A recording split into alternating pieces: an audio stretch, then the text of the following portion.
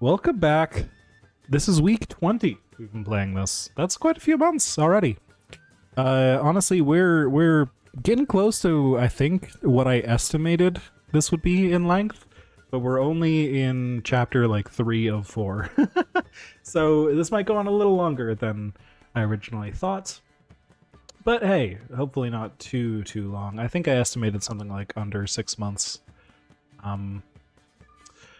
But it's hard to know with a new game like this that we're not used to running.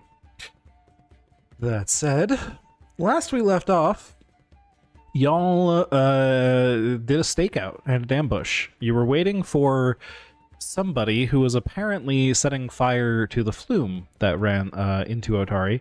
This flume is incredibly important for the town. It runs most of the business in the area, either directly or indirectly, depends on the lumber being brought down the flume powering the giant water wheel, and so on and so forth. It's really like the heart of Otari. So any attack on that is, well, something to pay attention to.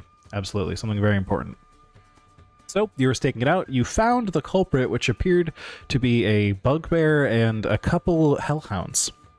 And after a absolutely harrowing combat that brought all of you to the brink of death at least once, you succeeded.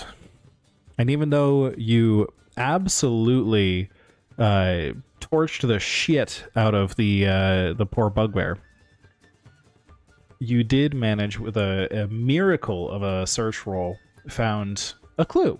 You found a contract written in Goblin that Jib was able to interpret for you all. This contract was addressed to the bugbear and was told him about his duties of trying to burn down the flume and a bunch of other details about when and where these attacks should take place and what he would earn if, hold on, we have a weird...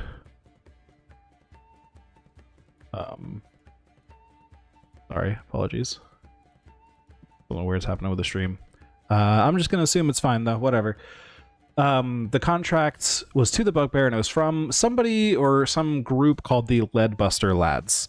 These Leadbuster Lads had hired this bugbear and provided him with the hellhounds in order to make these attacks. And they were going to pay him quite a hefty sum, a very, very impressive 200 gold pieces to get this done. So obviously, the stakes were high on this, and these guys appear to be extremely well funded.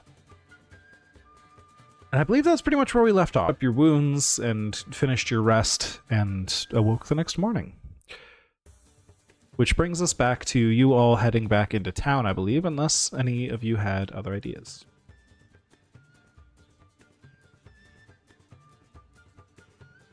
Don't think so.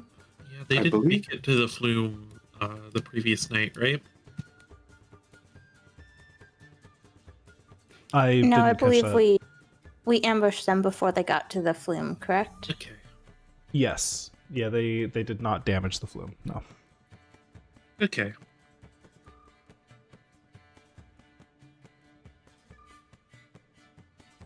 Yeah, I know we were gonna talk to a lot of people in town.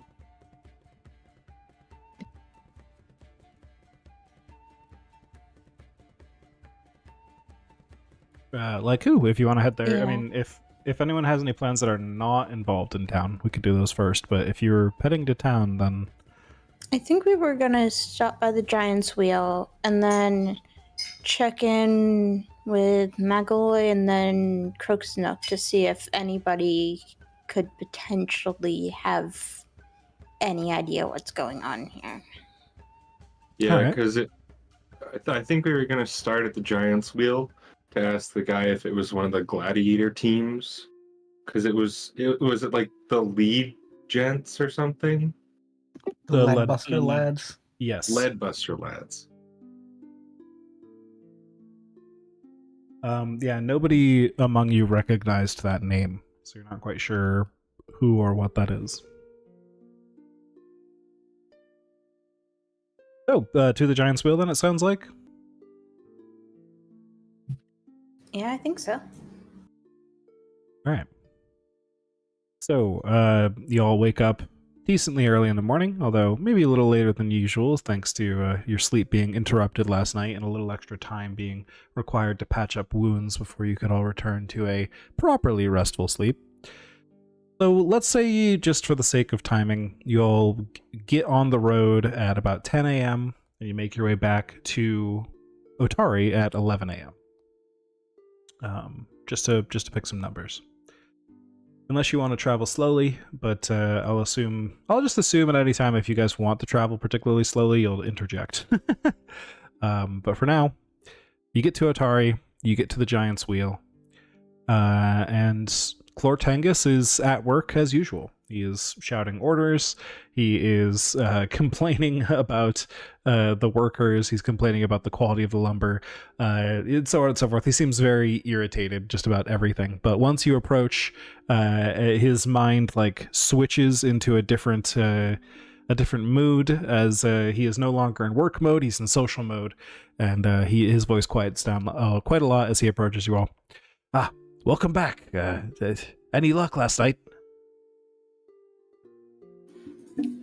Yes, we managed to deal with the intruder and the 2 hellhounds they brought with them before they were able to set fire to the flume. Good. So you took care of them. It was a bugbear and 2 hellhounds, you said, yes? That would do it. Yes.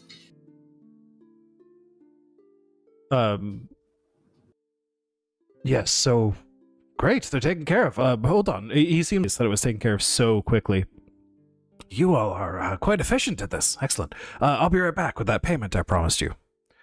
He'll head back into one of the nearby buildings, and a few moments later come out with an axe like wrapped up in cloth, and he kind of unwraps the head of the axe a little bit so he can show it off to you, and then pulls it out of the rest of the cloth. I've kept this quite safe for many years, but well, I haven't needed it in quite some time, and I'm sure it'll be put to much better use in your hands than mine at this point. We appreciate it. While we have you here, the bugbear was contracted to someone to damage the flume. Have you ever heard of a group called the, what is it, something lads? Leadbuster lads! That. The Leadbuster lads? No, Yeah. I strange name, to be honest. No, I don't recognize any part of that. I mean, all of the words separately, but none of them together. Makes sense. We just wanted to run down the easy option of it being potentially a group from Absalom or something. Well, if they are, I haven't been there in many, many years at this point. So I wouldn't rule that out based on my word alone, but they certainly weren't a group when I was back there. Appreciate it. Said, I also, I wouldn't necessarily expect gladiators to put on this kind of a show if they wanted to get back at me. It'd be much more in their nature to come and face me directly and claim that glory than to try to mess with my new business. I just don't see that being a prideful gladiator's way to get back at me, if that makes sense. And that does make sense. I'm older, I'm rustier, I haven't fought in quite a long time. So if they wanted to claim that glory, it would be a much, much easier method. I assume whoever was doing this is, if they're attacking the flume, I would imagine it's a business thing, a financial thing of some nature. Somebody wants to see this place, he kind of gestures around him to the Giant's Wheel, this place go down. That would make the most sense for attacking the flume. There have also been some attacks on nearby farms, also with hellhounds and fire involved. Huh.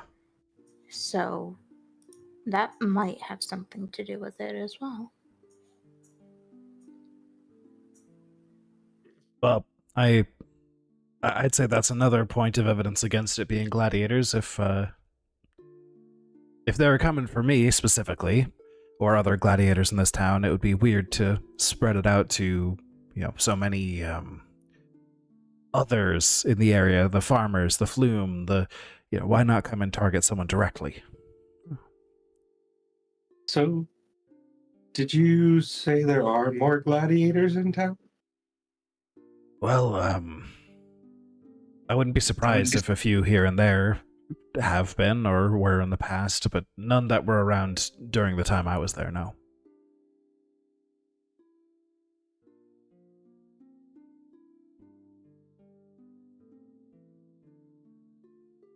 Most of us, if we're coming here to a little town in the middle of nowhere like Otari to retire, we're not doing so because we want to continually talk about our glory days, he puts in air quotes.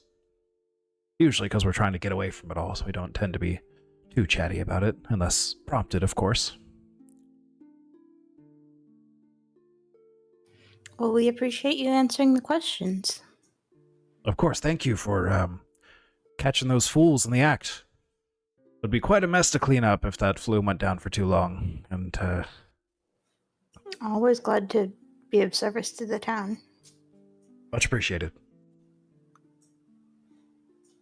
You take care of that axe now. It'll stay sharp. It's enchanted. It's quite a special piece. All right. DM question: is it like a whatchamacallit?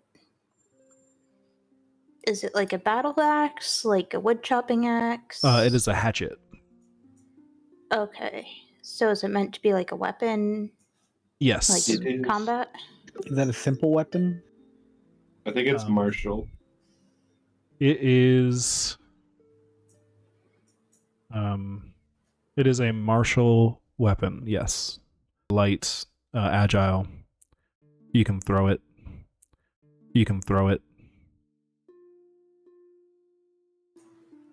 All right.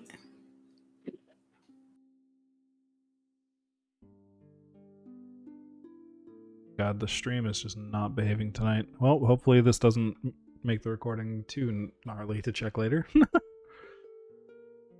I mean, I think I'm the only one who can put the axe to use, but I probably would not use it, so we can maybe see about getting the enchantment off of it. And I assume you say after you've walked away from. Oh yes, yeah. for sure. Oh yeah. Yeah.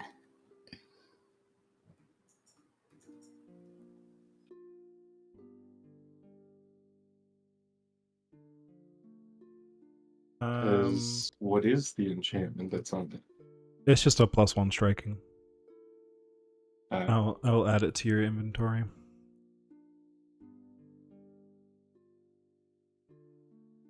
Is my spark blade +1? Yeah. So this is +1 and striking, which both can be transferred. But the +1 gives you a bonus to accuracy, while striking adds an extra damage die, I think. Yes. Oh. That could be good for the smoky guy. Potentially. Or the spark wood. It will take more time and more money to transfer both runes, of course, but yeah, it can be done. So this little hand hatchet that you can throw and is agile and stuff does 2d6 damage because of that. So it's actually a pretty decent weapon.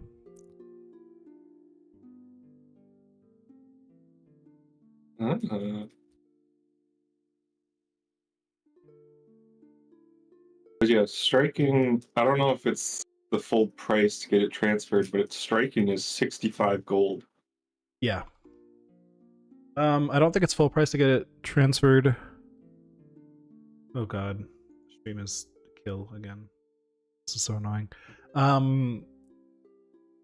It's not full price, but it's a decent price. Transferring runes. Ba-ba-da-ba-ba-ba.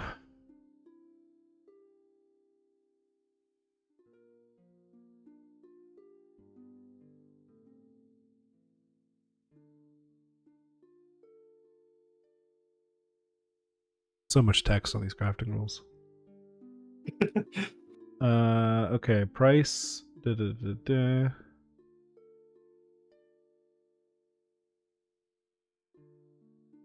Okay, the price of the transfer is 10% of the rune's price. Okay, so that would be 6.5 gold. So there's 2 runes on it as well. There's the striking and the +1 potency. Yeah, all of my other weapons already have a +1 potency. So a potency is 35, so it would be 100, it would be, 10 gold to transfer both. However, that would be the price of doing it yourself. Going to somebody else and getting it crafted for you might be a little more, but, because labor costs. Because that's just material cost. Still, at this point, with the amount of gold y'all have, it shouldn't be too big of a cost to get things swapped over. Who else uses weapons? I mean, I can.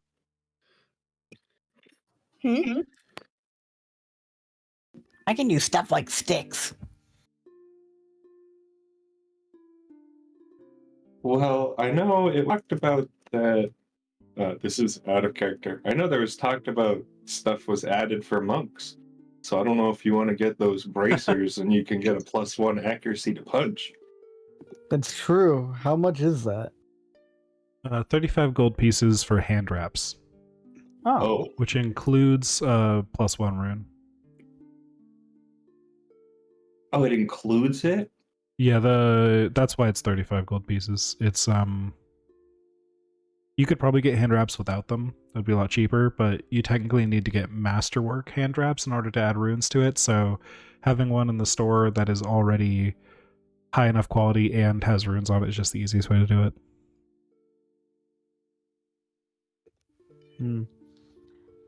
I have no money.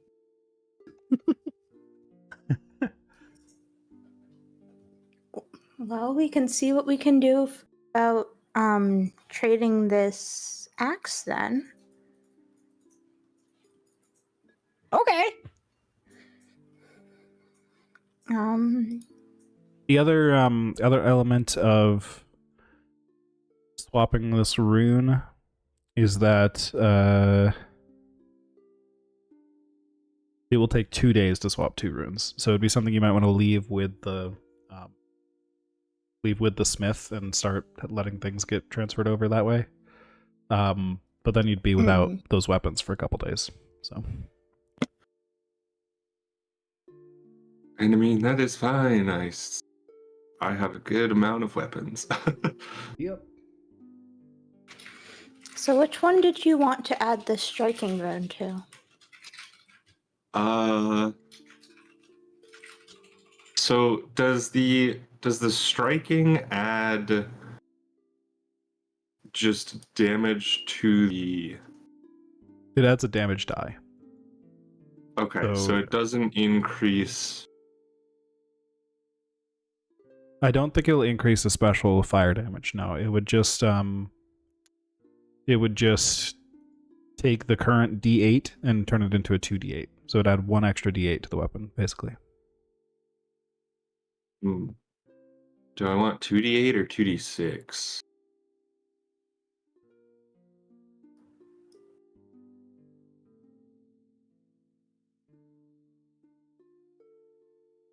Well, is there one you're planning on keeping for longer?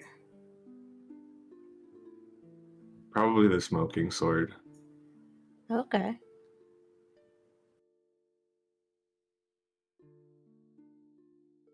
All right, so you're gonna then we'd leave. probably... Yeah. Yeah, I would leave the hatchet and the smoking sword with blades for glades to get it transferred over, and potentially talk about getting the hand wraps in exchange for the +1 hatchet. Sounds good. So the smoking sword and the hatchet will go to the smith's inventory. And then, yeah, if you guys would just want to buy, we can just kind of skip over the roleplay for that a little bit if you want. It's just in the store for Blades for Glades if you just want to purchase that directly Alright. there. So what was the sword worth? It the will sword, the be hatchet. 15. It'll be 15 gold pieces to get everything transferred. You could let him keep the hatchet afterwards if you want to. Which would drop 4 silver pieces off that total. Even just like a +1 hatchet. Well, are you only transferring one of the runes off the hatchet? I think so. I think that was the plan, just to move the striking rune, because... Oh, I mean, do none of you want to keep the other rune for a different weapon, maybe? I mean, you could, but... I mean, you could not, but... if you want to... Is it able to be used on any other weapons that we have? I guess this is a fair point, because Ogden can only hold 2 weapons, and no one else really uses weapons, right? So... Yeah, and the wraps that we're gonna get already have it. So we figure if we only take one of the runes off, that'll that'll keep the hatchet at a higher value. This is fair. Okay, so if you want to only transfer the 1 rune, then yes, it would be 6 gold pieces, 5 silver pieces, in order to for the material cost, and then we'll say the labor for that is another. Let's just round that up to 9 gold pieces. So 9 gold pieces for that, and if you're selling him the rest of the hatchet, that hatchet would be like 35 gold pieces, I think, at that point. So you would actually get back 26 gold pieces? Yes. And that's the selling price? So the value on it was 100. On the hatchet, yes, but the biggest rune, the most expensive rune, is the one you're transferring. So you're keeping the biggest rune, and you're selling the blacksmith the base hatchet and the rune you don't want, which is going to leave on there. And I think what that totals out to is if you leave the hatchet with him afterwards, you don't pay anything, he pays you 26 gold pieces. Okay. And then, let's see. Do we have anything in the... now? Is the party stash accurate? It should be. And you didn't put the 20 whatever in yet, correct? I have not yet, no. I can do that now, though. Okay. I think if we put the 20 just straight towards the wraps and pay the rest of the wraps out of the party thing, and then we divvy up the party stash, that should kind of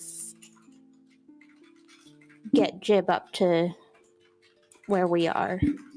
And then we can split things 4 ways from there. That sounds good to me. That works. Yeah, sounds good. Thank you. All right. So I think that's what, 15 gold from our party stash? I see. Okay, so instead of taking the 26, you're going to upgrade. Okay, that's to 9 gold. 9 gold from the party stash, and then Jib can have the hand wraps. Mm-hmm. I will transfer over. So yeah, basically 1-for-1 swap hatchet for hand wraps, and then we pay for the rune.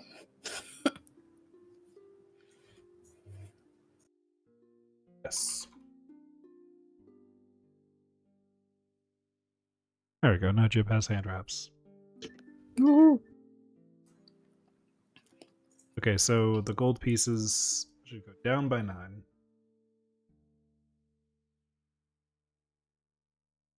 And then we're redistributing the wealth?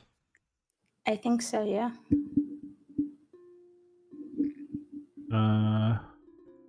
Boom. There we go. Everybody has money now. Money. All right, Jib. You're rich. You have money. Wow, this And is you the have most money blood. I've ever seen. Well, in my hands.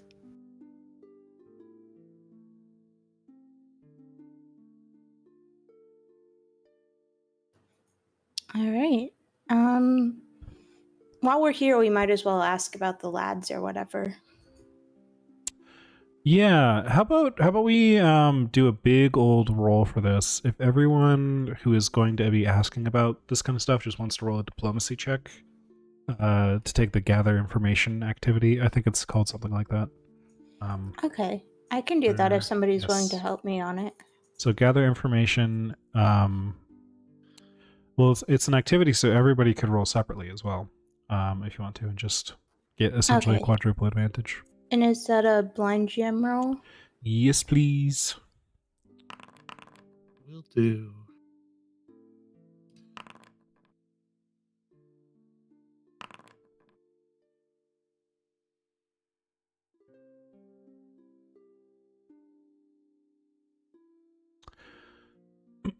All right. So,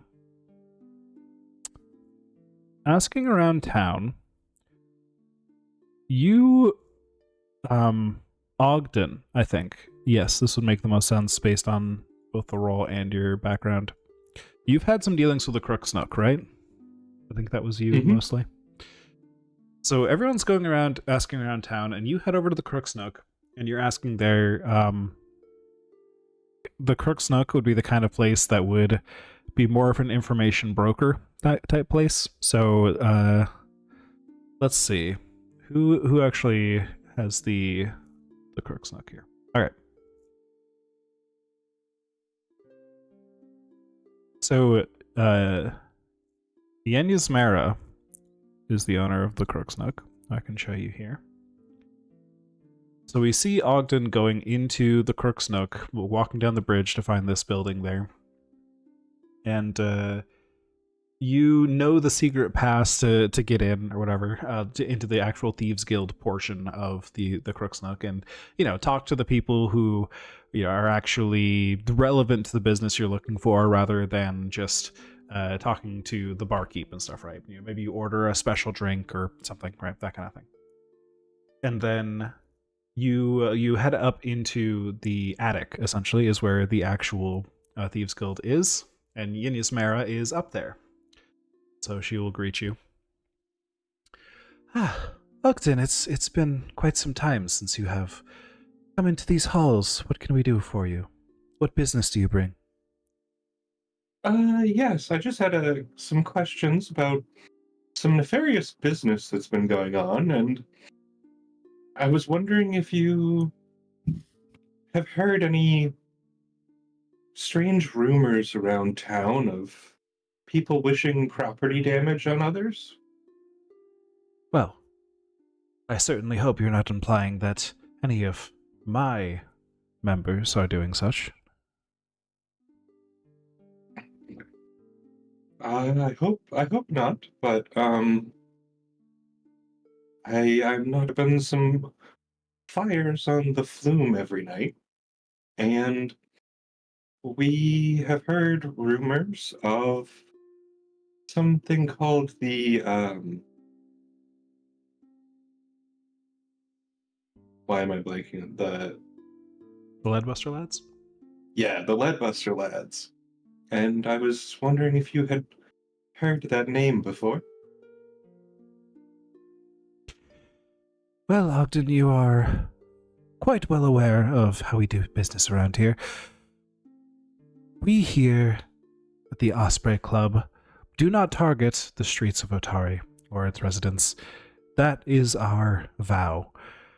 It is the only reason that the Otari Guard does not come storming in here every other weekend. But it does serve as a convenient base of operations, and Otari is near enough to other, valuable places to do our business. So it was none of mine that did this, but the Leadbuster lads are a name I do recognize. A group of, well, they are quite despicable. We have worked with them a few times in the past, but, well, their methods, they are simply too wild. And they do not respect the vow that we at the Osprey Club have, and they frequently will target the streets of Otari. So we cut ties with them. They're a group of dwarven brothers. They are... well, I'm sure they'll do anything, she says with a bit of distaste.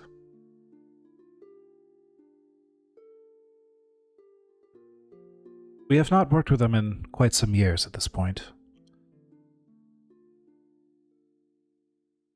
They still around, then? Well, at least we found a contract.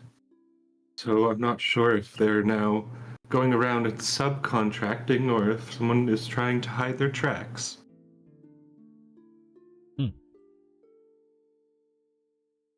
As I said, they are not the type to do anything without a reward in it for them. So if they're causing mayhem, someone is certainly paying them to do it.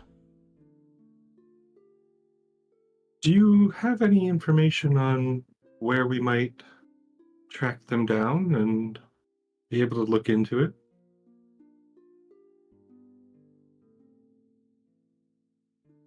I can put some people on that. It'll cost you, though.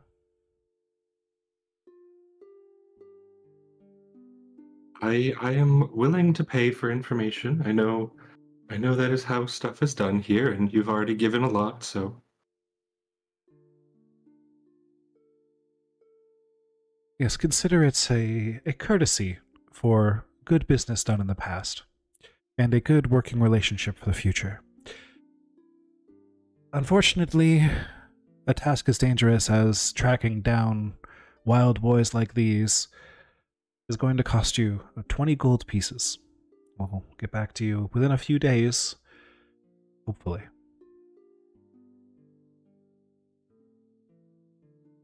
Oof. I will hand her over 20 gold pieces.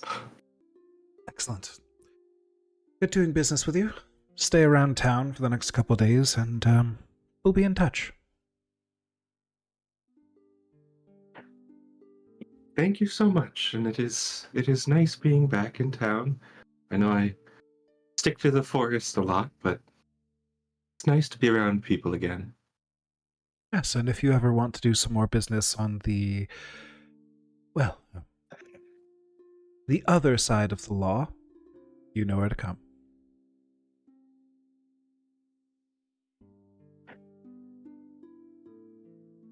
Please, I'm sure you are very busy, and we must get to work putting your money to good use.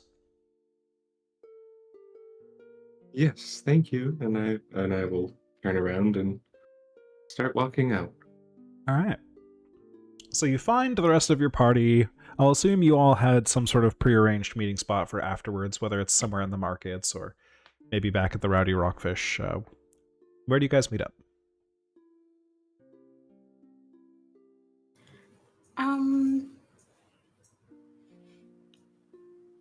Probably Rowdy Rockfish, especially if it's like if there's no luck, we'd have to stay another night or something. Makes sense. Plus,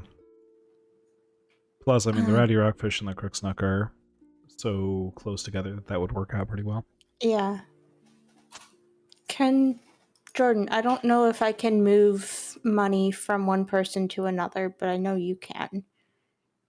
I want to pitch in 5 gold to help cover the cost of the information Ogden bought. So do I. If possible. Can do, I think. I mean, I can just manually decrease and manually increase. So if you're both adding 5, then Ogden could just add 10. That's probably easier than me just clicking everywhere a bunch. So everyone subtract the amount you're sending, and then Ogden add the amount they've sent to you. Unless it doesn't let you add, in which case I guess I'll do it, but... It has a little add button. Perfect. And I will thank everyone for helping. How much money do I need to spend? You don't need to spend any, but the others have volunteered some extra money to Ogden since he just purchased information for the team. Okay. Ogden spent 20. Right. So I'll assume Ogden just passes over all of that information, lets you all know that within a few days you'll have a lead.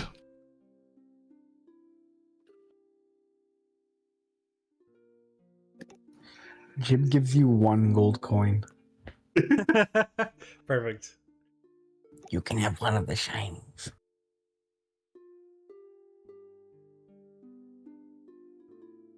Thank you. That really helps out. Honestly, fair enough. We've gotten paid for a couple jobs we did before we met you. You get money like this all the time? Well, generally, when people in town ask for help, they pay for it. If they can.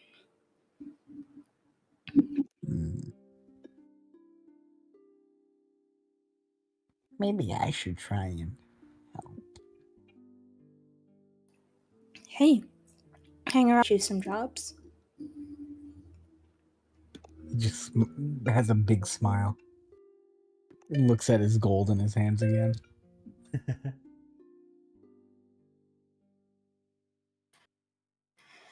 Have to wonder if this is a good or a bad thing.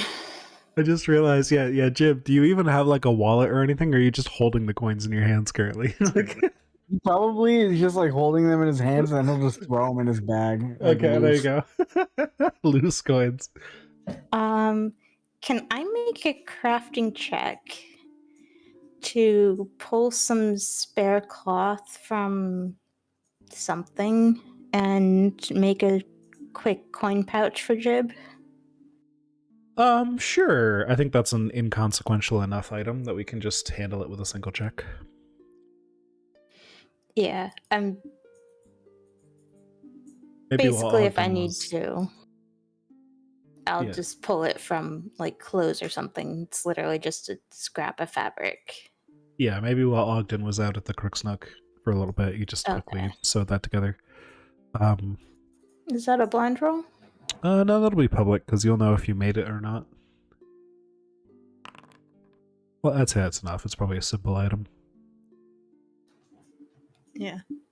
All right, here you go. It's best to keep it in that so they don't clink around in your bag too much. Oh, okay. Thank you. He'll just start rummaging through his bag again to get them.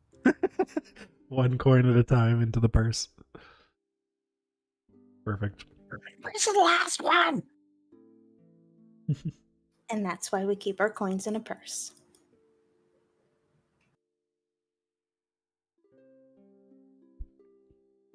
So, y'all have the better part of a day here. It's probably around noon at this point.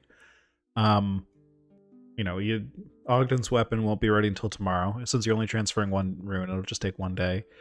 The Crook's Nook will have information for you within a few days. You don't know exactly the timeline on that, but they're tracking down information. It's hard to know an exact timeline. But you have plenty of time just on your hands at the moment. What's the plan to spend it on? Did anyone else in town have jobs for us? I think Megaloy had a job for you. Yeah, we were gonna go get mushrooms. Yes. Do we know how far away that place is? I can find it.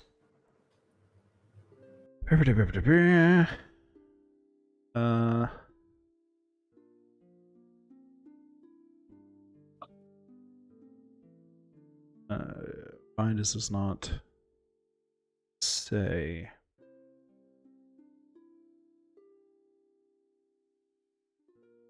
I'd say it's just a few hours away. Let's just ballpark it. So you could probably be there, get back before nightfall. You'd imagine. Okay. Yeah, let's grab some mushrooms from Mangaloy. Right.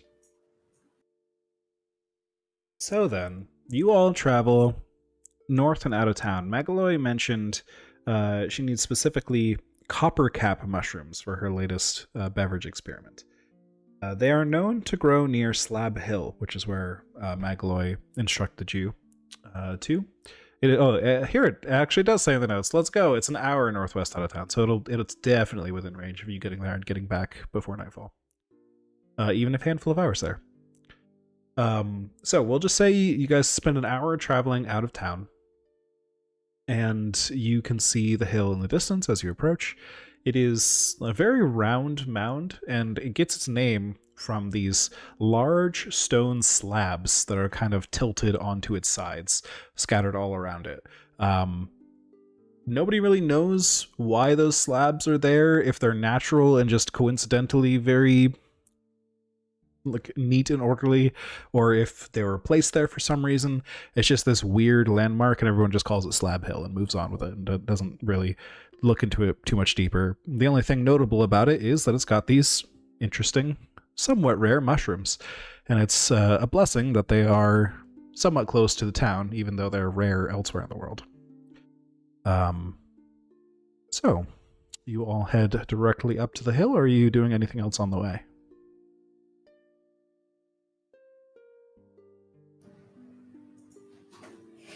I think probably just heading up to the hill. Depending on how long it takes us to get as however many mushrooms we want, we might stop and see if we can find more information about the hellhounds and the farms, or just go back to town. Sense?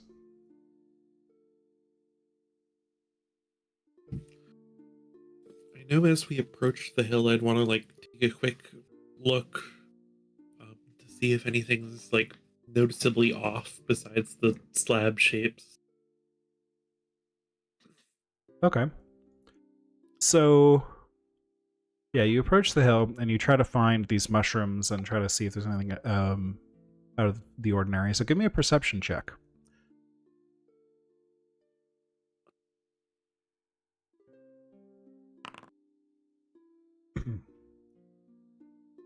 So as you approach, you don't find any of these mushrooms that you were told would be here. You find little patches where it looks like, Magaloy probably gave you a description of them. They're called copperhead mushrooms or copper cap mushrooms rather, because they have a coppery cap. So they're rather easy to identify by that. And you only find little patches where there's very, very small ones that are just starting to regrow. Maybe this is a patch where other ones would have been. You see the bases of mushroom stems, if they're actually called that in mushrooms, I'm not sure, plucked off. A bunch of mushrooms were harvested here recently. But there's no actual clusters of mushrooms to be found here that are big enough for you to harvest them and bring them back. Of more interesting note, however, is one of the slabs on the hill is split open. And I do mean open because there appears to be an opening behind it now that it is broken.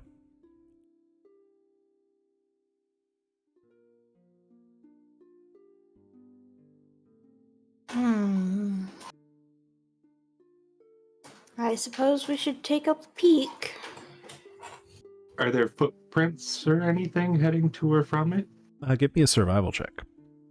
Survival. Secret. Here's that.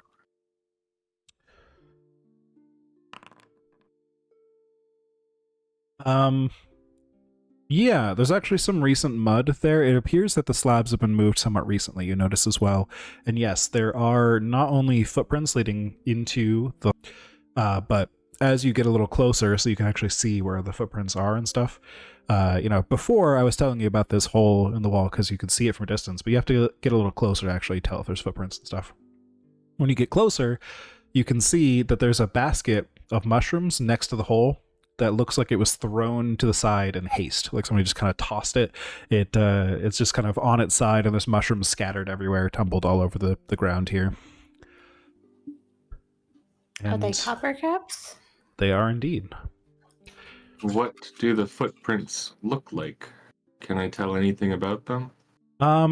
I don't think you rolled high enough to tell anything about them, unfortunately. I mean, they're humanoid footprints. They're like in boots, but hard to tell much more than somebody with boots made these footprints. Okay, yeah, no, that's kind of what I Yeah, was asking. Is not like, are they animals. human Yeah, they appear to be or are they civilized humanoid footprints. Yeah, like claws? yeah. And how about we bring it to a map? Ooh, I do enjoy a good map. You can see the broken open entrance and the mushrooms scattered off to the side there. Does it look like it was broken from the inside out? Give me a what role would that be? Crafting? Sure. I'd I also think be interested in helping for crafting. crafting could work. Just understanding the stonework here. All right. I'm gonna roll to see if I can help with that. Okay.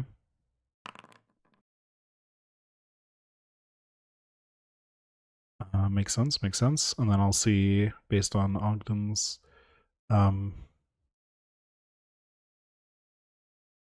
It looks to you not like it was broken by tools or anything. That's what I'll give you with that roll. It doesn't appear like anyone intentionally broke this open.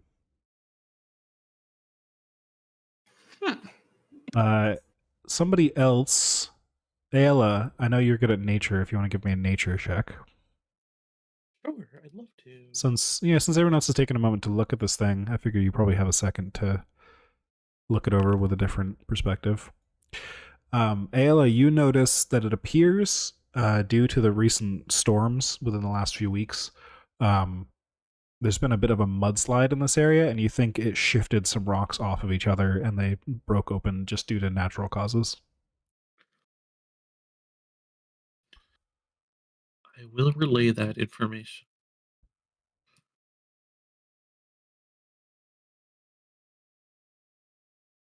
And you said the footprints are running away from the door? Into. Into. Yeah, and they don't look like running. They look like walking, but yes, into the door. Hmm.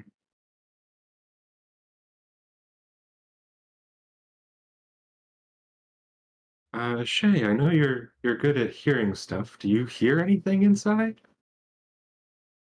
All right. Perception check plus Whisper Elf. Yes, how far does Oops. that reach with the Whisper Sorry. Elf bonus? Do you want to delete that one and have a blind roll? Sure.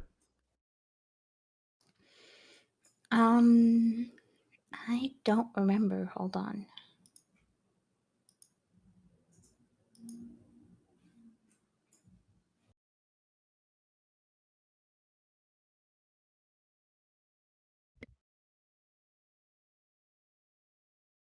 I think it's under the Whisper Elf item. Yeah, I can see it. See the Whisper Elf It's a heritage, 30 but I don't feet. know. 30 feet for the bonus. Okay. All right. All right. Blind roll.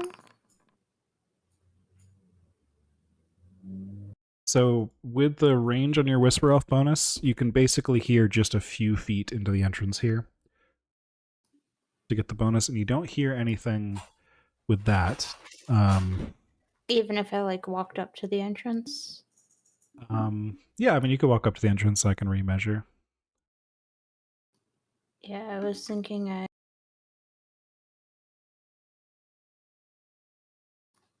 there.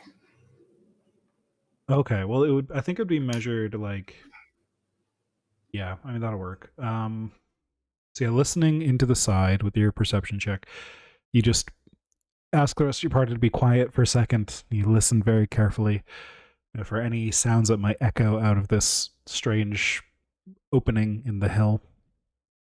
But you don't hear anything.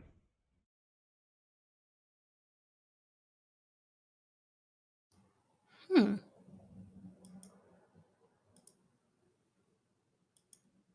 I don't hear anything, unfortunately.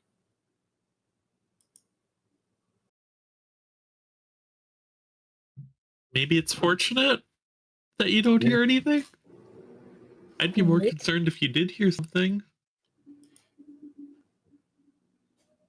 Maybe, but also it's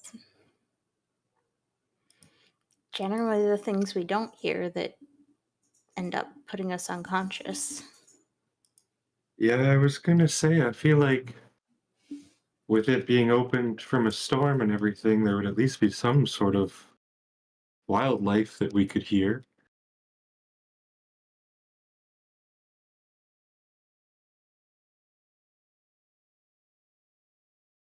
It's just kind of, it's quiet in there.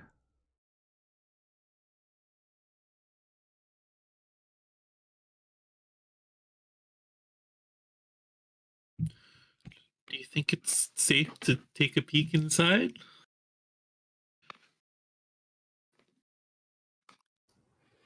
I think we're gonna have to. Let's pick up the mushrooms first.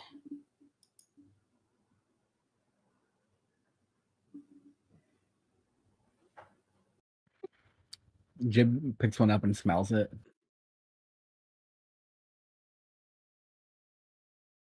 I mean, it smells pretty fresh. It probably was picked less than a day ago. It smells very metallic. It's weird.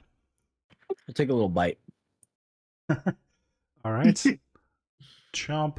I don't know what these mushrooms would actually do to you, but considering Megalo is going to use them for a drink, they're probably safe to eat. But they probably do just taste very coppery.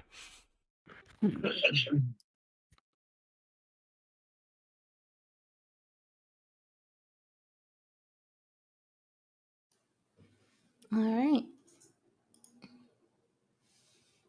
I mean, unless we can figure out whose these are, I'd say they're probably fair game for now.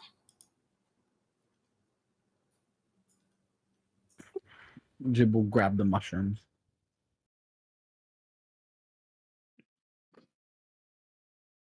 All right.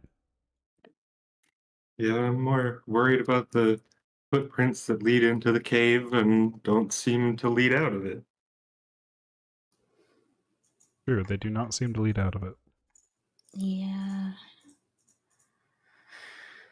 Let's poke our heads in. I'll pull out my torch and stick it in the opening.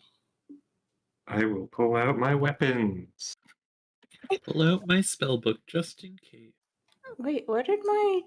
Oh, there's my Everlight crystal. It's stowed. Maybe whoever went in there learned how to fly while they were there. That is a possibility. Yeah, you can't discount that.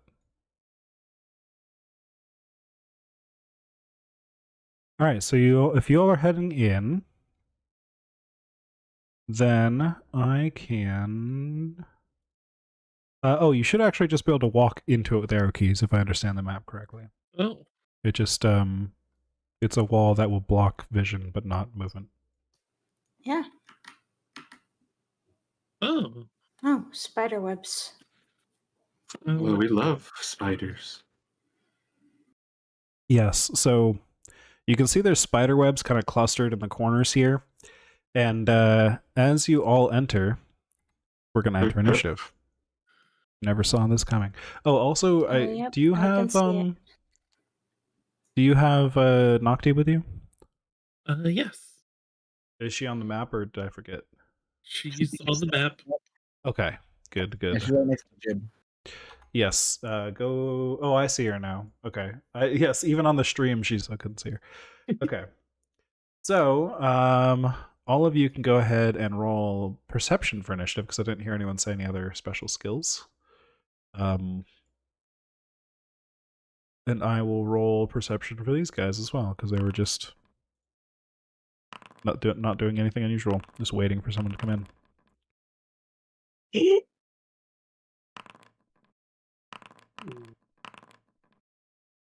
Big initiative roll. Big initiative roll. So, Ogden, you begin the encounter. You can see scattered around the room where there's these like pockets in the wall, these little what would you actually call them? Alcoves? Alcoves is a great word. These little alcoves in the side, 3 on the right, 2 on the left, and each one has a figure, just a shadow, just a silhouette you can see from the current lighting in the room. But they're clearly starting to move now that you've entered the room. What do you want to do? I guess I will move up to this one and attempt to attack. Go for it.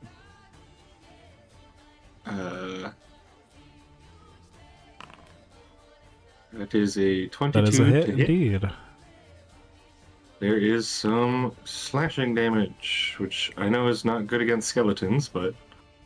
Indeed, and this was your rapier, right? So it's not a, Wait, did we get the smoking sword back yet, or no? that'll be tomorrow.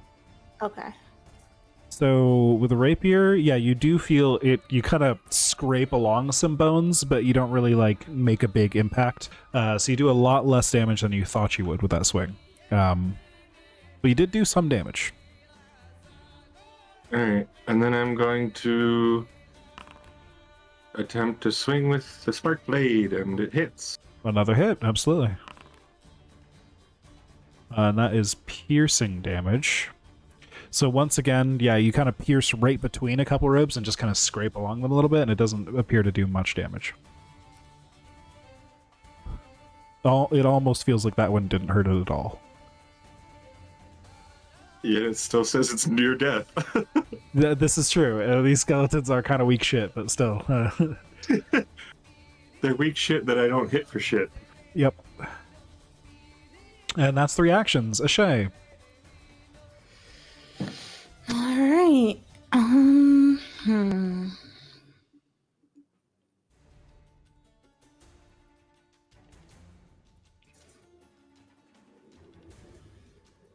Alright. Let's do produce flame targeting this guy. All right.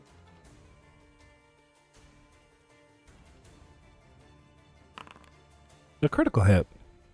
Oh, can you reveal that? I forgot to switch to public. Yes, it was a critical hit. On a natural 19. Sheesh. So that, again, it seems like fire is not particularly effective against the target. But... Oops. Let's You... that. Yes, there you go. There we go. But it still did some damage. These bones don't appear to really ignite or anything, but the impact of the fire on it kind of caused some of the bones to buckle against each other, and it's starting to slow its movements. It's not quite done yet, All right. but yeah. Even with double damage? Oh, was that not doubled yet? No. I see. With double damage, that would be enough then. Yes. Kaboom. Yeah, I didn't see a critical button. Oh, interesting. Okay, fair enough. Oh wait, no, it is. That was the double, but it takes 1d4 persistent. Okay. Okay.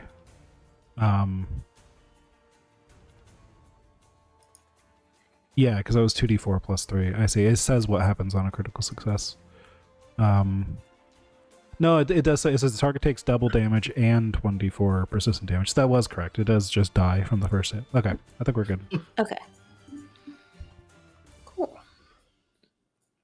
Sorry, it's been a while since I've used that one. No worries. I'm then going to cast Guidance on Jib. Thank you. Guidance. And I will apply the effects. Boom. And then it is Jib's turn. All right.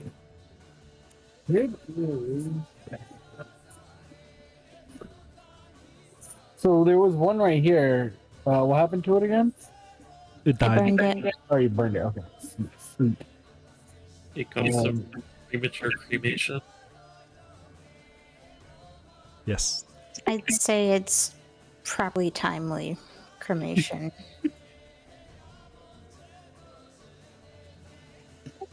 Gorilla stance. Alright, Jib runs up, enters gorilla stance as he walks, and then... third action. Why is this evil?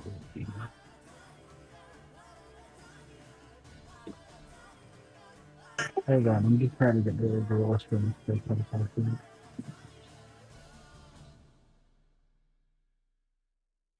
There we go. There we go.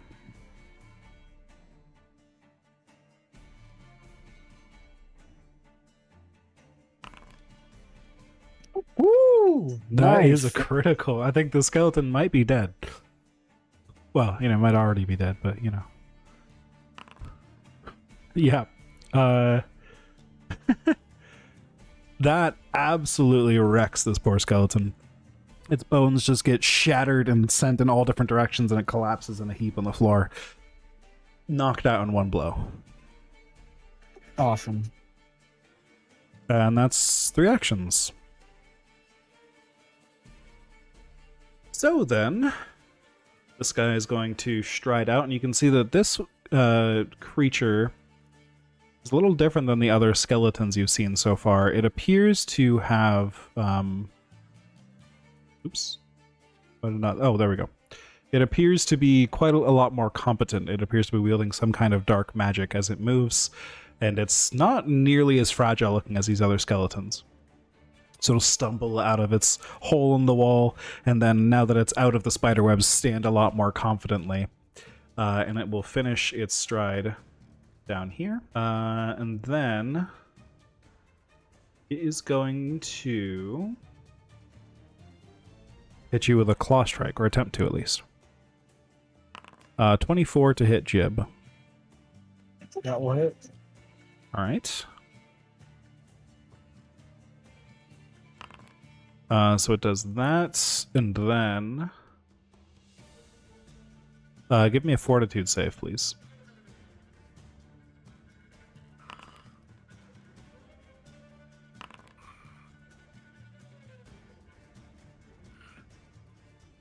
Okay. You just barely shake off this effect. As the this skeletal creature swipes out at you with its claws, this white, it's got this unnatural dark smoke trailing from its fingertips as it claws out at you, and you take 9 points of slashing damage, and then you feel this shadowy magic try to pull something from you, and you have to just fight back, your body, your constitution resisting this unnatural sapping magic. But you manage to shake it off just barely. You feel like you got lucky this time. But you do still see the creature stand a little taller after hitting you with this. And then he is going to try to do it again. Multi-attack. That is a natural 20. Critical hit. Oh no. Please give me another fortitude save, Jib.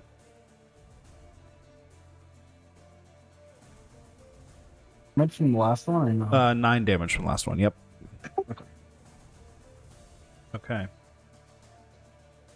This time, he swipes the other hand as you're still reeling from the first one and kind of in shock from the negative energy trying to suck the life out of your body. And you don't even see this one coming. It just stabs directly like up under your collarbone and just starts to like hook you up into the air, and this black smoke starts to tendril out and pull at your life force. You're going to become drained 1, and you take 20 points of slashing damage. Drained 1? Drained 1, yes, I've added the condition to you. It indicates you have lost blood, life force, or some other essence. You take a penalty to your constitution-based checks, such as fortitude saves. You also lose some of your max hit points, and so on. So it's a penalty to your max hit points and your constitution. Your constitution is being drained, basically. Oh no.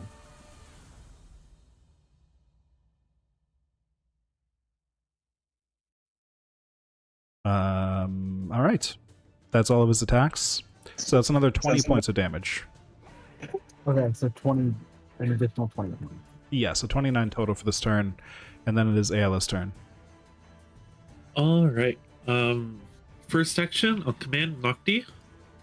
Nocti will move, and then it's been a while since I've gotten to say it, but cat support benefit.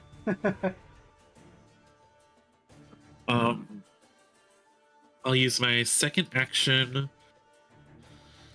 for my channel elements, and throw in an electricity elemental blast, targeting the The dangerous looking thingy. Yes. 24 to hit. That is a hit. For 4 electricity damage. Boom. And it's off guard. Yes. Until your turn? Yes, end of your next The turn. end of my next turn. All right. Did you have one action left, or was that because you get to I have loop something one into the gate? action left. Okay. Yeah.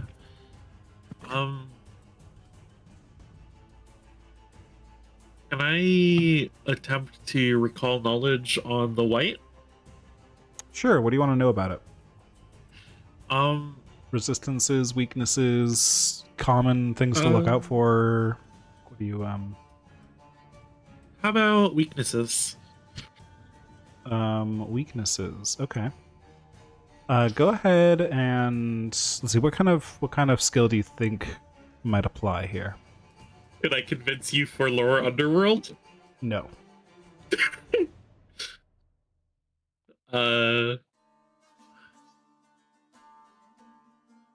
Arcana? Let's see. How about you give me a religion check? All right. Blind. Yeah, this just looks like a fancy skeleton with shadow magic. Okay. Skeleton Man's turn. Skeleton Man can move how fast? Cool.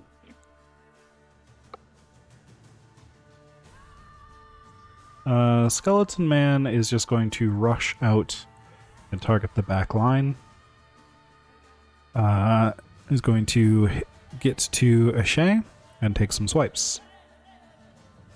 First swipe with a scimitar against Ashay is a 14. I believe that misses.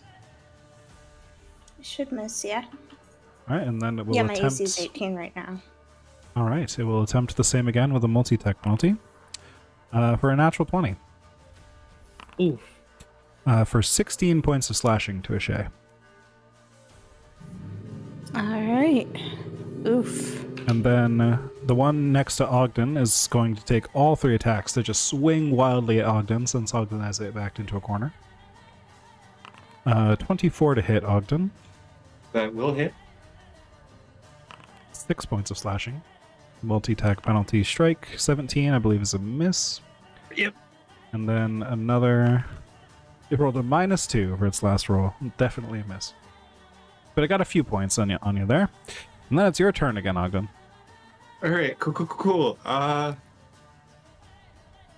Since my rapier did not seem to do as much as I wanted it to, I will free action drop it, draw my mace, and attempt to swing at it and hope it hits better. Ho! That is a crit. For 16 damage. Holy shit. Yeah, you some hit points with that strike. It is mega dead. As you like drop your sword, pull out the mace, and just completely turn its skull into dust, and the rest of the bones just collapse to the floor. Ashay's turn. No, I still have one more. I guess drop is a free action. You're right. So draw the mace, attack with the mace. Yes, you have one action left. So did I think the lightning did normal damage to the spooky one? The lightning? Yeah. Oh, that Ayala threw out before? Yeah. It was pretty hard to tell. You were engaged in your own combat. Okay. Yeah. Well, I'm going to use my Spark Blades active, and both of them need to roll a DC 19 reflex save. All right. Reflex save. So it chains between them. That's cool. Yep. What was the DC? 19. 19. Okay, the skeleton passes, the white fails. Okay, so I am going to roll 2d4.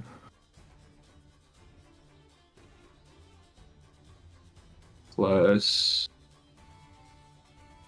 4. So it takes 10 electricity damage. All right. It appears to get shocked by this a little bit. It jolts backwards, but it clearly is going to be much harder to take down than these other skeletons in here. All right, that's my turn. All right. Let me check on something real quick. Oh yeah, this is gonna be fun. Hell yeah. All right. This is So- what I was going to bring up on a successful recall knowledge. 3 action. Absolutely. Place the 30-foot emanation. It goes here because that's where I am.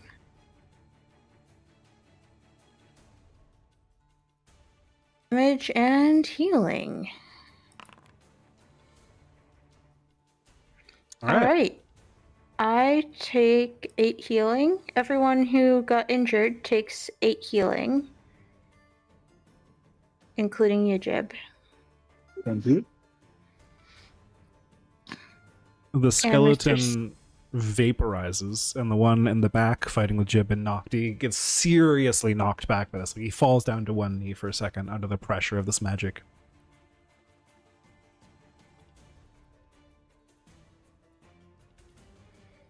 Alright. That's my turn. Jib!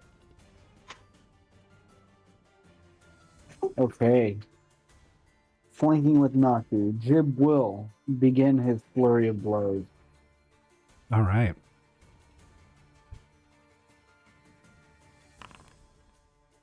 Not great. Oh, that is Also- a hit, thanks to flanking. Is it also applying the +1 attack from the gauntlets? Yes. Oh, it is a hit. Oh, nice. Yep. All right. Yeah, the hand wraps are given +1 potency. Nice. Boom.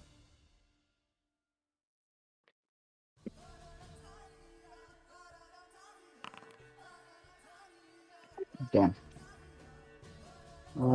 Third attack.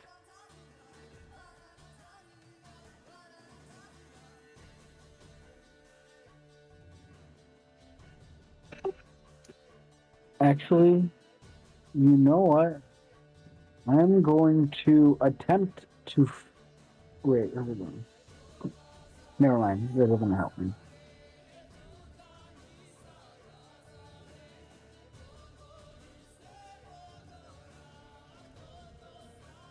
I'm just going to try and take 2 more attacks. All right. Miss.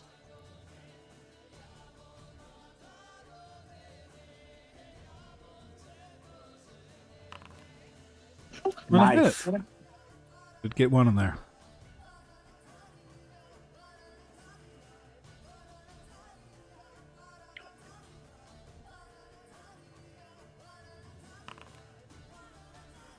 That Nice. forceful bonus.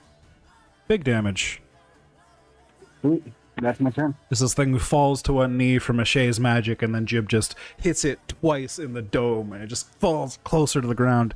But now it's its turn, and it pushes itself back up off the ground, and is going to make a bunch of swinging attacks at Jib. Again, you see the thing out at you, Jib, and a 26 will hit you. Oh no. Give me a fortitude save. Alright, you resist these tendrils of dark magic, but you do take 5 points of slashing damage. 5, you said? Yep. And then it misses its other 2 attacks, and it's Ayla's turn. Alright, alright.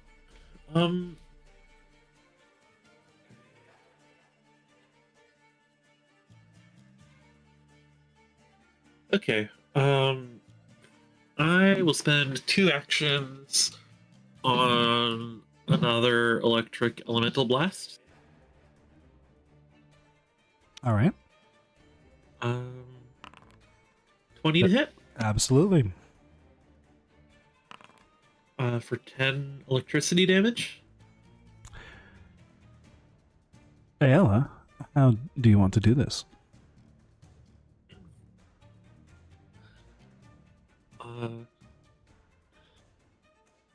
I point at it while Nocti is between its legs, tangling its feet up, and just zap a ray of electricity straight through its rib cage, although it has armor, straight into the center of its armor. Hell yeah. And it fucking dies.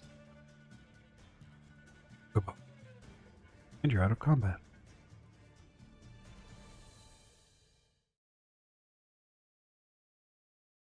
Let's see.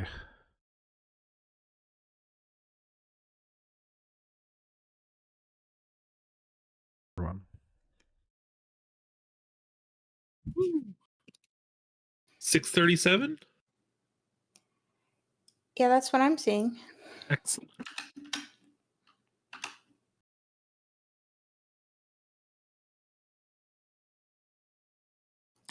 Bodies to loot. Give me a perception check. Or I guess this might be investigation, but I guess, well, no, investigation isn't a skill on this one, right? So just perception. I mean, I can do search.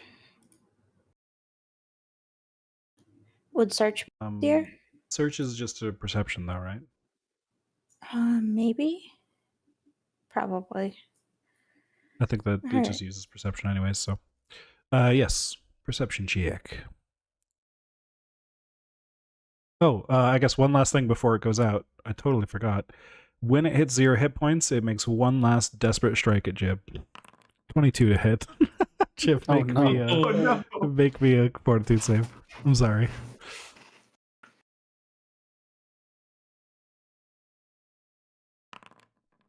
Nice. Okay, so you resist the dark magic again, but you do take 5 more points of damage. Then it dies in round of encounter. Woo!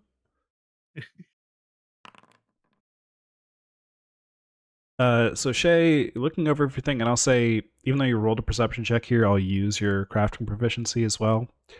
Everything they have on them is so tattered and beaten up and rotten and like corrupted by dark magic that's been eating away at it that you don't think anything here will be salvageable necessarily. Maybe a few small pieces of scrap metal, but it would be really heavy to carry these big pieces of armor, and you really probably wouldn't get more than a few coins out of them. Okay. Moving on then. Yes, indeed. You doing all right, Jib? Looked kind of painful. I don't feel great. Can you remind me what the last bit of damage I took was? 5.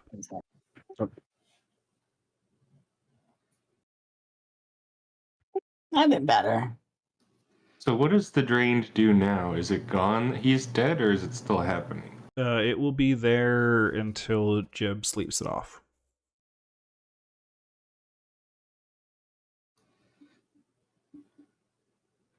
It basically just means Jib has a penalty to Constitution. Hmm. Hey, Jib, here, drink this. Okay. Doesn't even like look at it. Just drinks it. Incredibly based. Oh, can you make that public? Yes. 1. Oh no. Let's try again. There you go.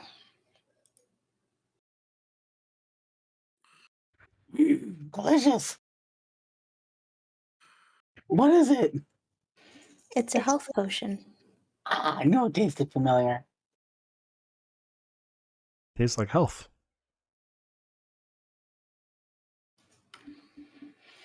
All right. Actually, you know what? We've got 10 minutes. I'll treat your wounds while we're here. I will watch the door. Yeah, you guys spend some I will time. watch the other door. Yeah. All right. You get 18 points of healing. I maybe didn't need to spend the health potion. It was still worth it. Assuming we'll have more fights. Oh, yeah, you're not at full. We're good. All right. I could spend an hour or we move on. What do you guys think? You want to try to also spend 10 minutes healing yourself? It looks like you got hit by one of the skeletons. I could heal you, Ashay, while you're healing Jib. Sure. Otherwise, I'm doing pretty good. I don't get hit too often.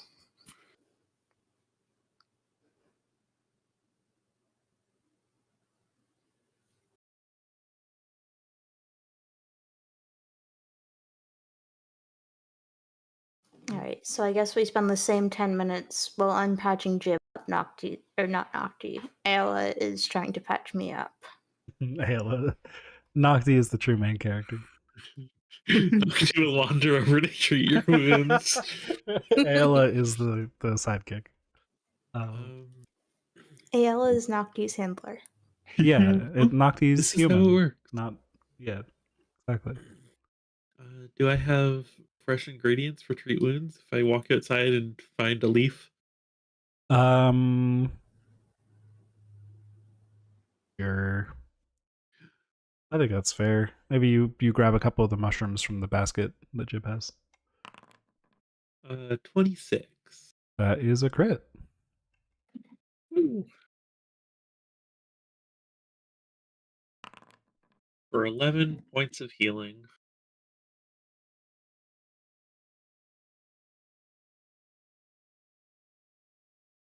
I am good. All right, patched up and moving on. Do you want to go first, Ogden? Yeah, I will do the sneaky sneak. Sneaking up into this room. All right. Do you need me to roll stealth? Yes. There's stealth. Alrighty. Yeah. The rest of you are following behind. Are you? What are the rest of you doing? Since Ogden's moving at a sneaky pace. I'm not really that sneaky. I'm just gonna walk right on in, keeping an eye out. Yeah, I gotta make sense. So, half speed pace can be a lot of things, right? It can be sneaky, it can be perceptive. Basically, if you're using any skill while moving, it's half speed. So, if anyone wants to use specific skill, feel free to roll it and move at the speed Ogden's moving at. Well, I will use perception and Nocti will use stealth. All right. Stealth. I'll use perception. Perception. Blind.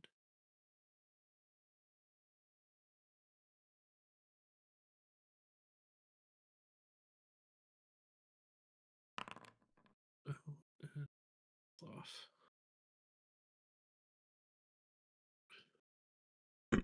All right. So Jib, you walk into the room, and just head right up into the middle of this thing.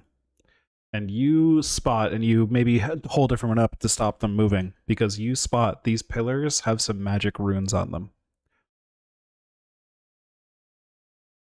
Looks like some magic stuff on here.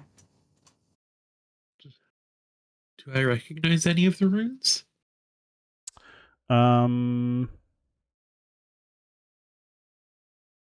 can give me an Arcana check, potentially. Heck yeah. I mean, you recognize some of the runes, but there's further than your education covered, and you're not quite sure how they affect like the magic grammar and stuff here, and you're not sure what they do. Okay. You do recognize a couple of the runes appear to be like, fairly normal, like obvious dangerous runes. Like, this does not appear to be, completely harmless magic. Could I use occultism if AL tells me that? Sure, I that do makes sense to me. communicate it. I'll say, don't let Nocti hop on No. them. You don't. You're not able to piece it together either, Shay. Had to try. Yep, understandable. Must have been asleep during that day of old rune writing class.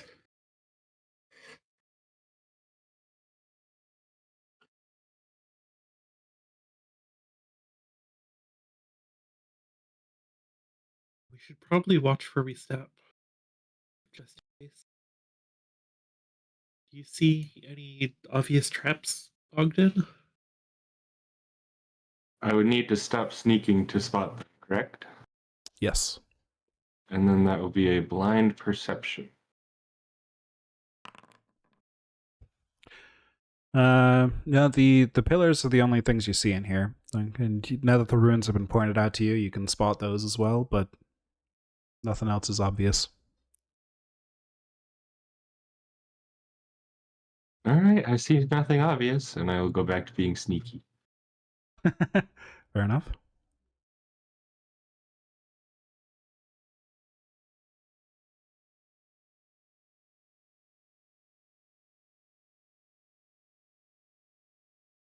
So should we just move through the room without hitting any of the pillars? Maybe avoid the center of the room if. Maybe? And also not hit the pillars? Looks at Nocti. How is Nocti gonna jump on a pillar? Pillars are vertical. Yeah, she jumped on a fountain. The fountain had a nice high ledge to walk on. That's different.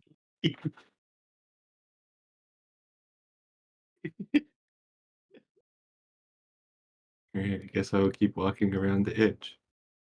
All right.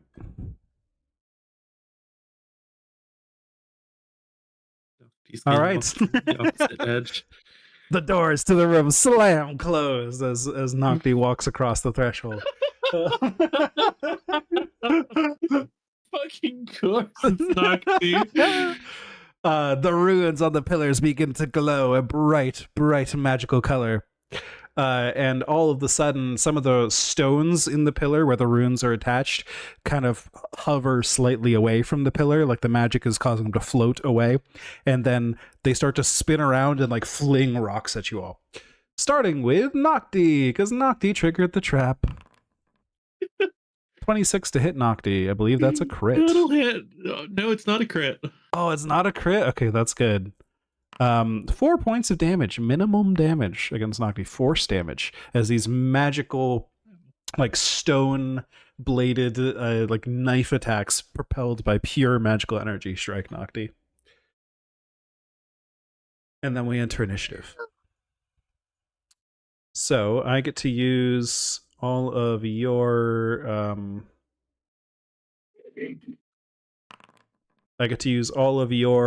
previous rolls for initiative here. So we have Ogden was doing stealth, which is way up here. Boom. Ashay was doing perception, right? Ayla was doing perception. Where is Ashay's? There it is, a seek check, I see. And Jib was also perceiving. The most perceptive of the lot. And we begin the complex trap encounter. Woo! And the trap gets to start the round. With 3 actions to throw knives at you all, it is just going to hit those closest to the pillars at the moment. So Ashay, Ayla, and Jib. It is going to first strike out at Jib. 24 to hit Jib. 7 points of damage. 20 to hit Ashay. For 6 points of damage. 12 to hit Ayla, which is a miss, I assume. That's a miss. And then it is Jib's turn. Sorry, what was the hit and damage? It was 24 to hit you for 7 damage. Okay.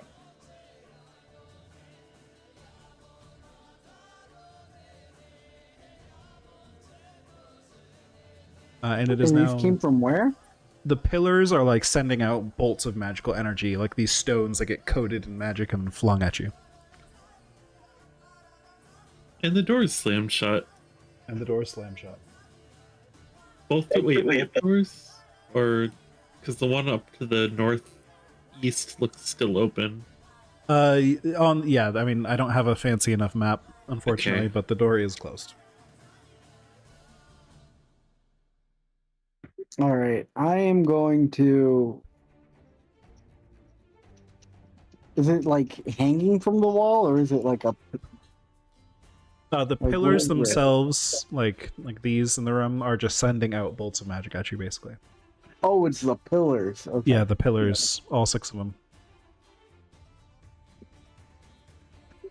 I don't know. He's just gonna try and like rub off the rune with his hand. Okay, give me a thievery check. Thievery check. Mm-hmm. Do you need thieves' tools in order to be able to do that, or are you just rubbing? I'm just trying to rub it off with my hands. This is a good question.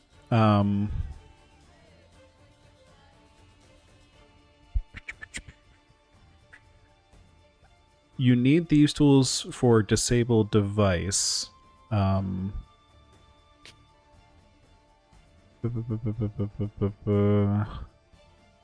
think so. It does say of some types. I think I can rule in this case that you're just rubbing the runes here, trying to like break the runes. I think that's fine. You're not like disabling a complex mechanism or anything. So it is still a thievery check. But all right, so these stones are a little too hard, and you feel like you're not getting a good angle or anything here. You're trying to chip away at these runes, but you're just not making any progress, Jib. Okay.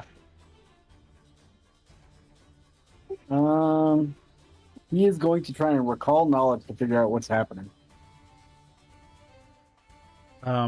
Yeah, give me, it looks, I guess like an Arcana check would probably make the most sense.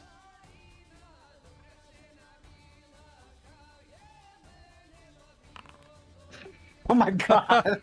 So that is below the DC, but because it's a natural 20, that bumps it up above. This should have been a secret check, but that's okay. I'll let it go because a natural 20 is exciting. We want to announce a natural 20. I probably would have anyways. So that bumps it up to a success. Look at these pillars, and maybe you don't particularly understand the runes and the nature of the magic here, but you just occasionally, with your extremely honed senses and your good perception, you see just these faint lines of magic tying all these pillars together, and whenever one of them releases a burst of magic, it sort of drains some magic from the others. You think if you can disable enough of these things, the rest will stop as well.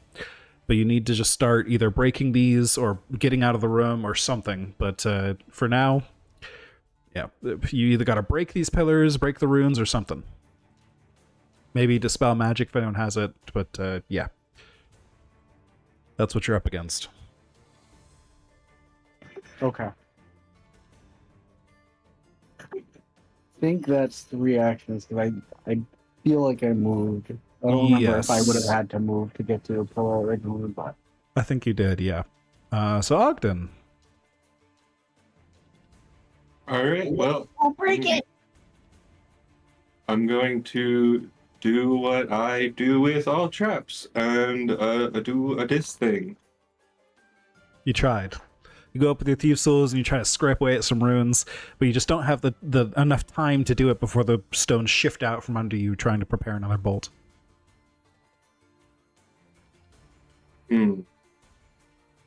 If I attempt it again, is there like a thieves' tool penalty? I don't think so, because it's not an attack. Okay. Well, I'm going to attempt doing it again. Disable device. Let me just check, see, because I mean, I don't think. Oh, it has disable the attack device rate. is 2 actions. Oh, okay. Well, this is good to know. Either way, that's fine though. So, yes, you walk up and you try to pick at it, and it's just not working. So that was move and 2 actions. Ayla, you're up.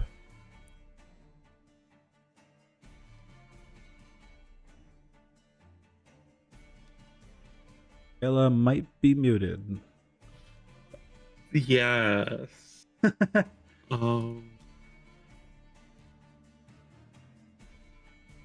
Okay.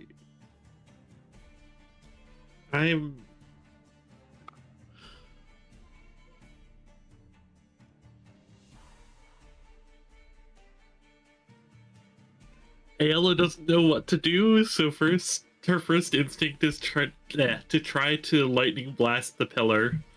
Okay, you can certainly try. So first channel elements. And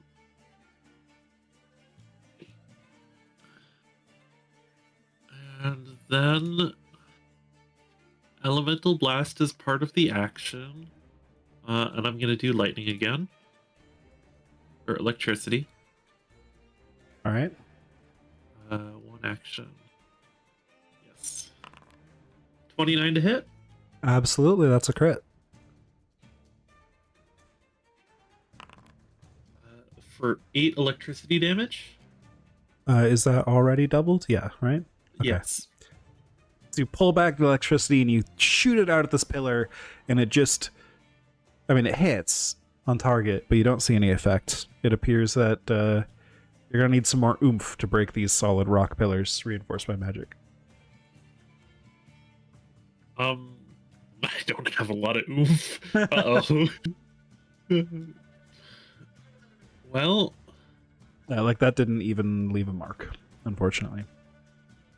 I'm gonna pull out my Wand of Heal as my second action.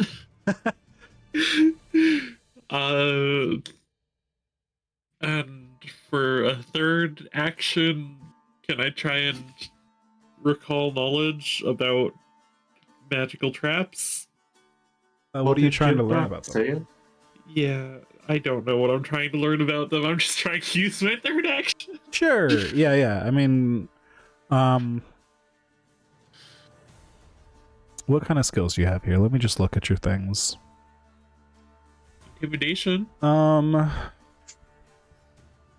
Okay, you know what? This is a little tiny bit of a stretch, but give me a nature knowledge. Okay.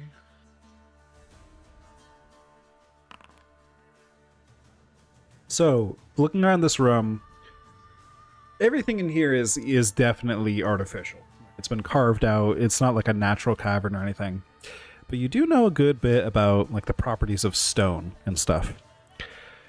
So you think with enough force, you might be able to break down these doors. They're not impenetrable doors. They're just stone, and they're probably just like wedged into place here. They're probably not like sealed tight, or it's not like the stone door like rotated back into position. It didn't like slide into place or anything. So there's not like any other rock protecting it on the other side that you saw.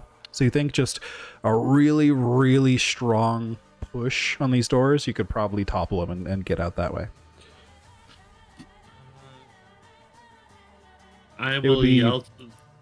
Yeah, it'd be a really strong push, but it is possible. I will relay to the party. Maybe we can open one of the doors? They should be the weak points here, hopefully. Maybe. I don't know. And that is all my actions. A shame.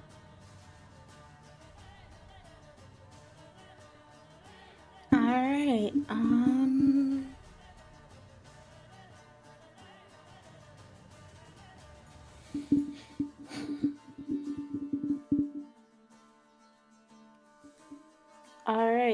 I am.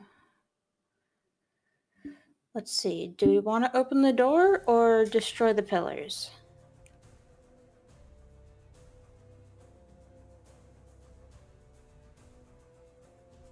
I'm gonna keep trying to disable them.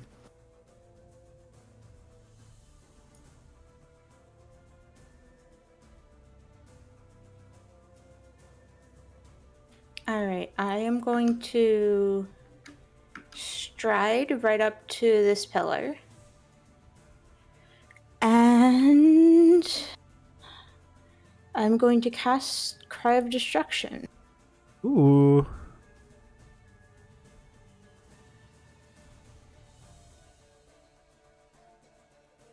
All right. Fortitude saves. 2 passes.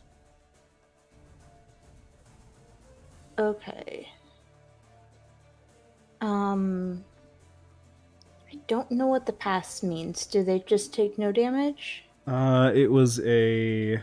It's a basic Fortitude save, so it passes half damage. Yeah, these pillars seem to be too strong for this amount of damage to do anything to them. They don't even buckle. Okay.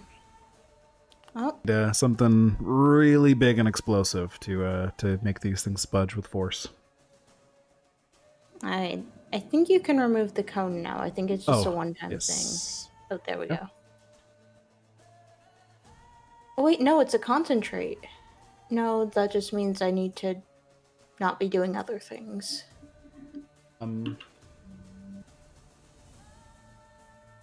Yes, yeah, the concentrate trait. Yeah, that doesn't mean it stays concentrating. Yeah, some things will disable spells with a concentrate trait and so on. Mm-hmm. All right. All right, that's my turn. More knives! I hope you all like knives. Because they're coming out at the people closest to the pillars again. That'll be Ogden, Jib, and Ashay in that order. We've got a 31 to hit Ogden, a 31 to hit Jib as a natural 20, and a natural 1 to hit Ashay.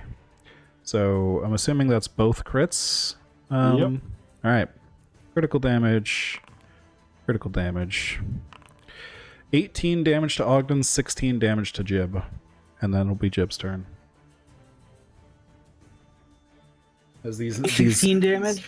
Yes. As these magical force knives just fling out at both of you, and since you're both close to the pillars, you just don't have any chance to dodge, and they just hit you both directly in the chest. I'm really getting hit with the Emerald Blast.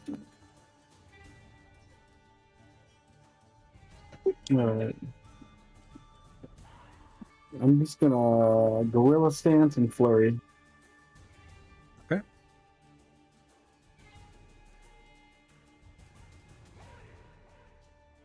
And for the purposes of this as well, that is a hit.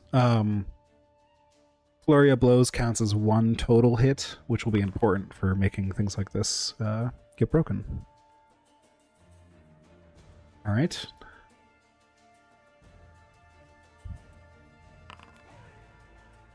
Unfortunately, a miss on that one. So the total damage for this flurry was 12. And you reel back, you gorilla stance up, and you pow, you try to hit it as hard as you can. And you feel the stone underneath buckle ever so slightly. But it is possible, but you're going to need to roll way higher than that.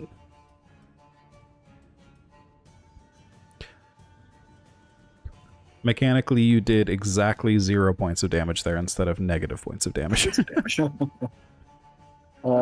a 19 hit? No. Dang. Yeah, these things are really hard to beat down. So unless you have an extreme way to amp up your damage, things like Flurry of Blows, you might be able to get a little bit of chip damage in there and stuff, but you're beating on these solid 10-foot thick pillars. It's just not easy to break down. Alright, that's my turn. Alright. Ogden. I'm gonna attempt to do the thing again. 25. All right. You disable that pillar. You manage to find the runes, and you break them. You just have enough time. You wait right after that knife hits you in the chest. You take that opportunity while it's charging up its next knife to get in there and scrape out some of the runes, and then the rocks hovering around that pillar fall to the floor.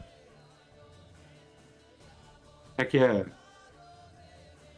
And then I have 25 movement, and I'm going to go... Yes, final action to move. I'll go over here. All right. Ayla. All right. For my first action, I'm gonna command Nocti to move. Nocti, go over here. And Okay. for Nocti's second action, she's gonna try and attempt to push the door open. All right, give me an athletics check for Nocti. All right. Public or blind? Public is fine, because you'll know if it worked or not. 13. The Nocti stretches out, becomes a very tall kitty cat, and just kind of leans on the door, but it doesn't go anywhere.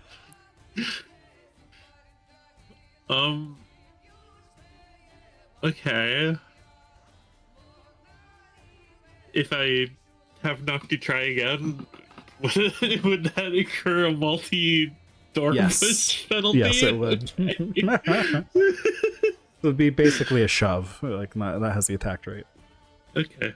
In that case, I will spend my second action to trick a magic item. Ooh. Here's my item. Wand of Heal. Use. Nature. Yes. Roll. 14 is a failure. Probably, yeah. Yes, because it should be a 15 DC. Well, I'm gonna take a step over here so that I can be in range to heal more people next turn. Hopefully. And that's all three. Bechet.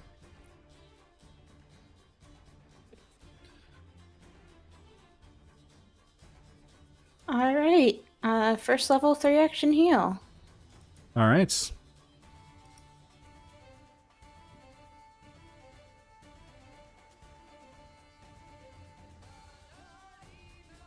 Does that reach Ogden? It does. Nice. Very good. Yeah, definitely. Just barely. He was 5 more feet to the northeast. It would not have, but you got him. Oh, can you make that public? I keep forgetting to switch. 6 points of healing. All right.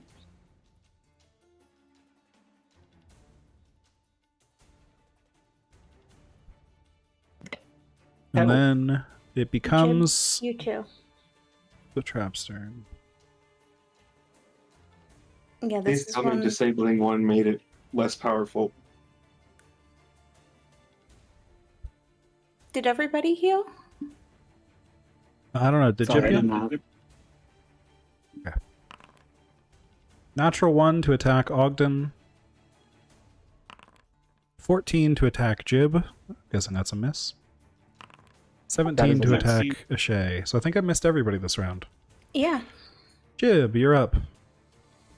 All right. He will once again. Let's go. Jib's gonna break one of these pillars down. Also, don't forget hero points. True. Oh, true. Thank you. I did forget about that. Ooh, a hit. Nice.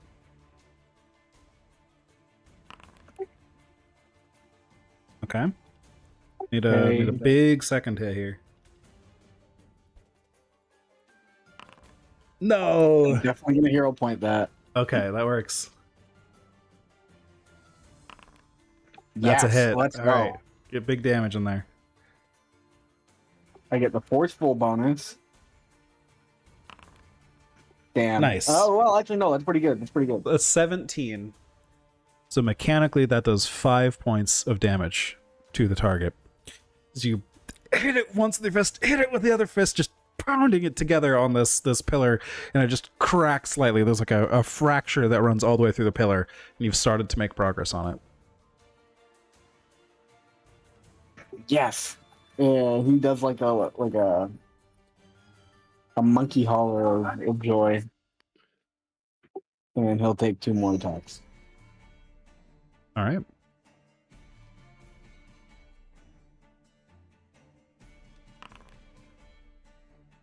That's a miss.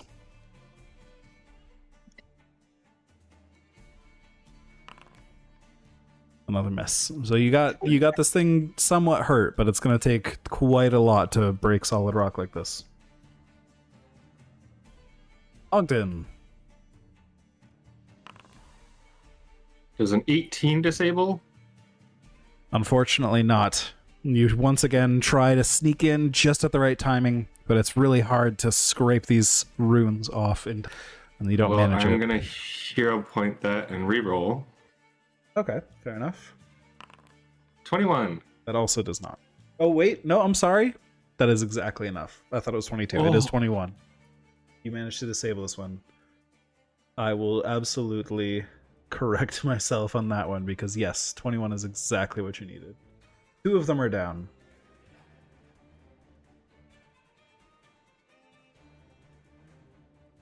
Walk over to the door.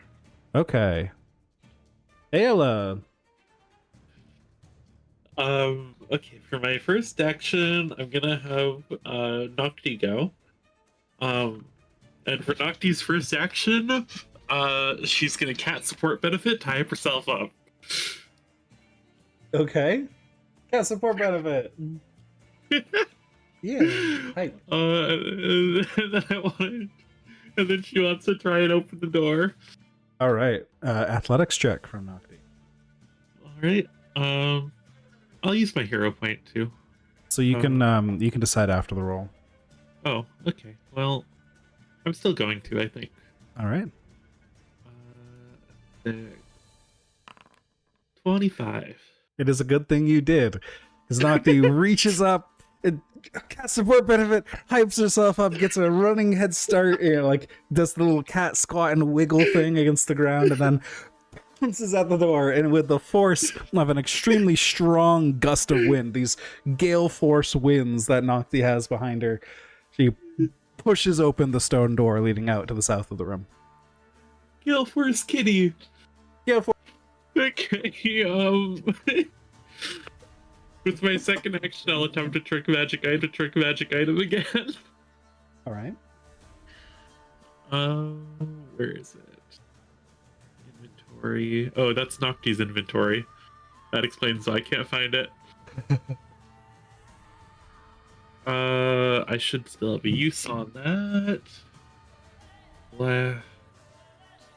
Okay.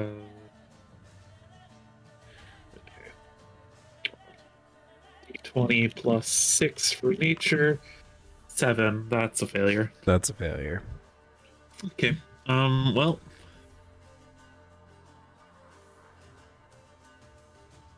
Is that all of your actions? That's 2 of my actions. I'm gonna send Nocti over next to Ogden. That's my third action. How much speed does Nocti have? 35. So not that much. So that's 50. Yes, but Nocti can move twice. Nocti gets 2 actions. I don't know if you can do that.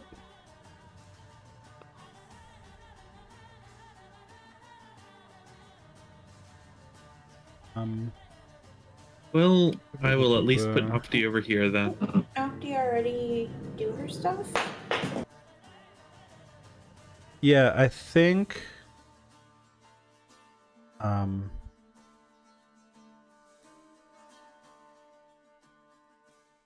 Only 1 action for pets? Okay. Okay. You can only command once per turn. I'm not sure. I don't think you can just spam it and get 6 actions from your pet. Okay. Yeah, so if Nocturne Well- did cat support benefit and then hit it, then that's. I mean, you Yeah. can ignore the flavor cat support benefit if you want and do a stride instead. But... No, I'm not ignoring the flavor cat Okay. support benefit. I guess I'll try again to like hit the pillar where Jib cracked it with some more lightning. Okay. I will say, yeah, that's not going to hit anyways. So Yeah. you do know, just based on the amount of force you saw Jib unleash, I'll just give this one to you, especially since the party's had multiple successful recall knowledge checks. Any amount of damage, 12 or under, has 0 effect. You need to hit more than 12. Everything gets reduced by 12. So you got to hit really big numbers. Shay, you're up. Alright, how are people looking? Let's do a level 1 2 action heal. Jib.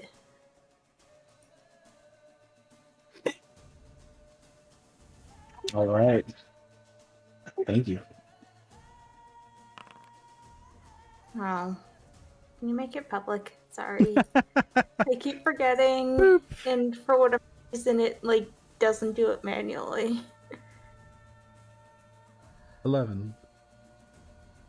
All right, Jib, you get to heal for 11. Awesome.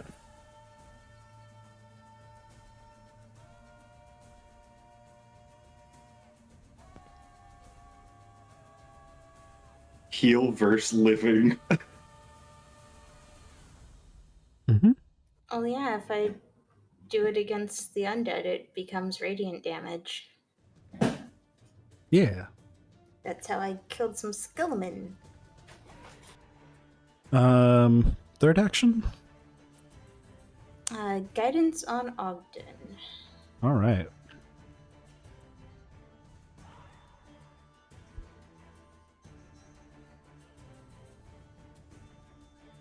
Beep. Bop. And then the last thing we'll see tonight before we pick it up next time. So I'm going to have the room attack you all once more so he can see what state you're in for a week. Rip. Ryan think- told me to say hi to him. Hi, Ryan. So this will be against Jib, Ayla, and Ashay. Jib, that's a natural 20. I'm so sorry. Ayla? It's a third natural 20 It this is. session. I'm so sorry. Ayla, that's a 25, which I believe is also a hit. Yep. And Ashay, that's a 16, which I think is a miss. That is a miss. All right, so Good thing I healed Jib. it is, because Jib just took 17 points of force damage, and Ayla Thank took God 5. you just healed me.